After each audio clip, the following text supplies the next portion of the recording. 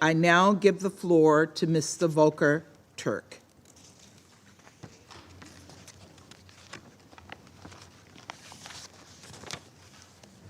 Let's see, they have the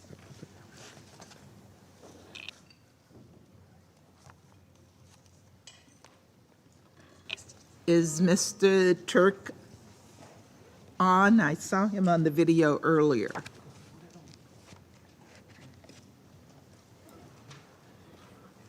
I am here, but I'm not sure. I think you can see me now, Madam President. Is he back here? Why don't you go ahead and start? We don't have you on our videos on the desk, but we do have you on the larger camera.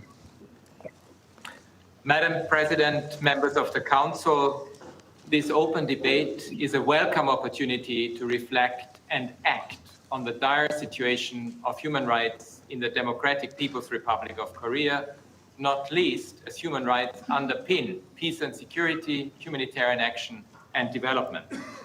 Human suffering of such scale and magnitude engenders instability internally and has wider implications. And rarely has the DPRK been more painfully closed to the outside world than it is today. This is a result of government policies that were initially linked to containing the COVID-19 pandemic, but which have grown even more extensive as the pandemic has waned.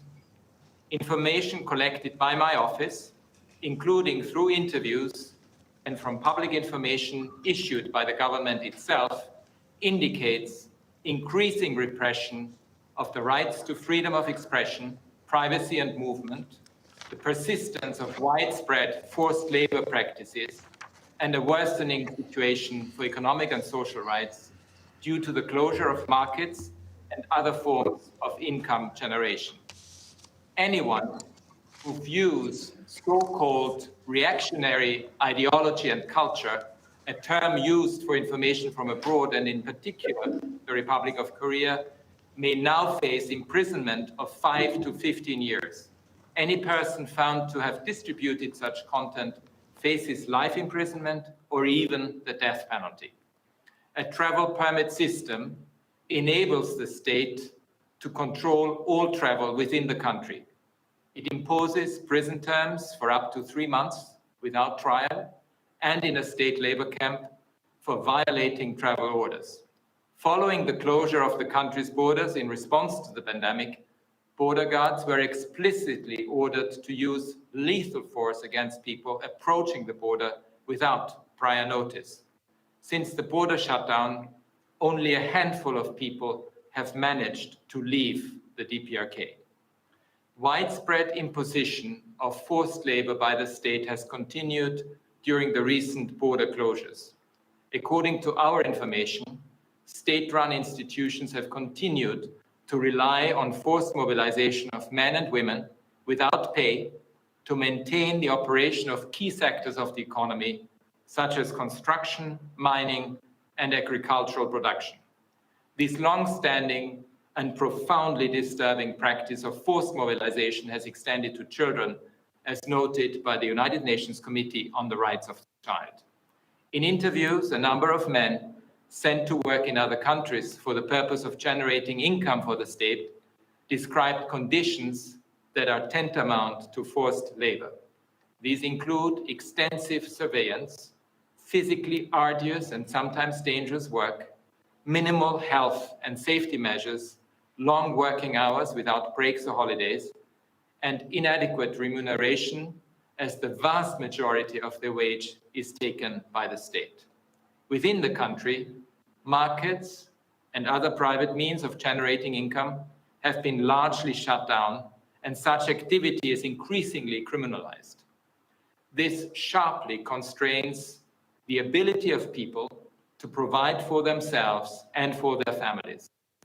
Given the limits of state-run economic institutions, many people appear to be facing extreme hunger, as well as acute shortages of medication. In March 2023, the UN Food and Agriculture Organization noted, and I quote, that a large portion of the population suffers from low levels of food consumption and poor dietary diversity, with food security expected to remain fragile in light of persisting economic constraints and agricultural shortfalls. There are reports that starvation exists in parts of the country. The authorities acknowledge some of the challenges and have indicated that they are open to international cooperation to address them. However, to date, offers of humanitarian support have been largely rebuffed or made impossible owing to border closures.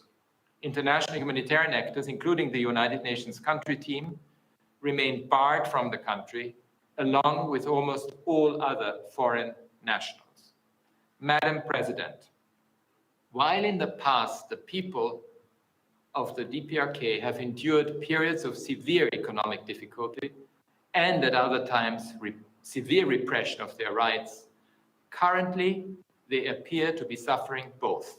According to our information, people are becoming increasingly desperate as informal markets and other coping mechanisms are dismantled, while their fear of state surveillance, arrest, interrogation, and detention has increased. This situation follows decades of chronic human rights violations, some of which the government has acknowledged. They have been catalogued in detail by the Commission of Inquiry that was mandated by the Human Rights Council a decade ago and whose groundbreaking report contributed to the creation of this agenda item. Recent reports of the Secretary General to the General Assembly, reports by my office to the Human Rights Council, and the work of the Special Rapporteur have added to this litany of suffering. The government's surveillance over its citizens at home and abroad has grown to an intensity rarely seen in other countries. People's rights to privacy are systematically violated. Homes are subjected to random searches. Neighbors and family members are encouraged to report on each other. Punishments for even minor infractions can be severe, possibly amounting to gross violations of human rights.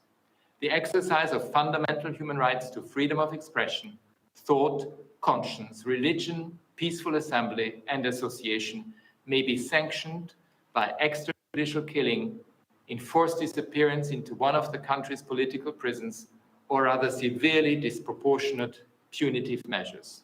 Thousands of enforced disappearances have been perpetrated by the state over the past 70 years, including of Koreans from both north and south of the Korean demilitarized zone, and the abduction of other foreigners, mostly Japanese nationals. I sympathize deeply with the families of those who were abducted or disappeared, and who now are or would be aged in their 80s and 90s. It is imperative that we exert all efforts to ensure some measure of justice before it is too late. The same consideration applies to the North-South cross-border family reunion scheme that has given hope and deeply valued connection to tens of thousands of separated families. This scheme has been cruelly stalled since 2018 due to political tensions. For all the victims of the many violations and crimes committed over decades in and by the DPRK, accountability is essential. In the absence of meaningful actions towards this goal by the authorities of the state, I encourage action by other member states or in international fora, including the International Criminal Court.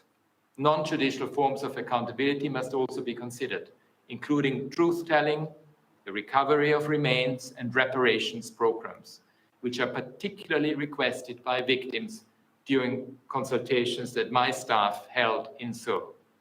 Meanwhile, my field presence in Seoul continues to monitor and document human rights violations in the DPRK and to explore pathways to accountability while preserving information that might be used for this purpose in a central repository. Madam President, it is estimated that thousands of North Koreans are currently at risk of being repatriated involuntarily to their home country, where they may be subjected to torture, arbitrary detention, or other serious human rights violations. The precarious human rights situation that I've just described means that they have an undeniable, compelling need for international protection. I therefore urge all states to refrain from forcibly repatriating North Koreans and to provide them with the required protections and humanitarian support. The persistence of severe, widespread, and long-standing human rights violations in the DPRK cannot be seen in isolation from peace and security issues on the peninsula and within the wider region. Many of the violations I've referred to stem directly from or support the increasing militarization of the DPRK.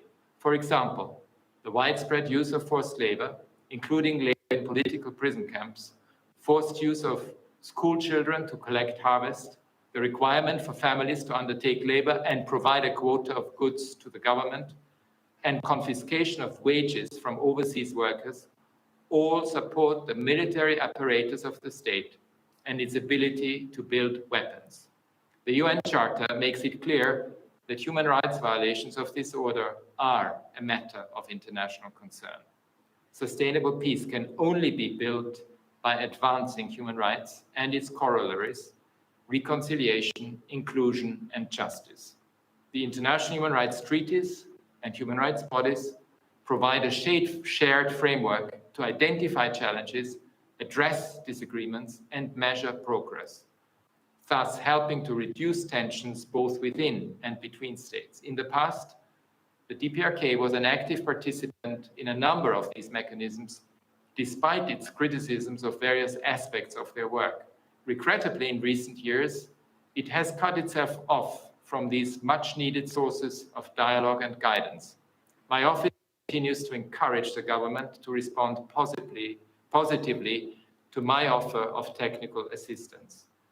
The next universal periodic review of the country in November 2024 provides a window of opportunity for engagement, for confidence building and progress. I also hope that the country will reopen to the world, paving the way for other forms of interactions with the United Nations.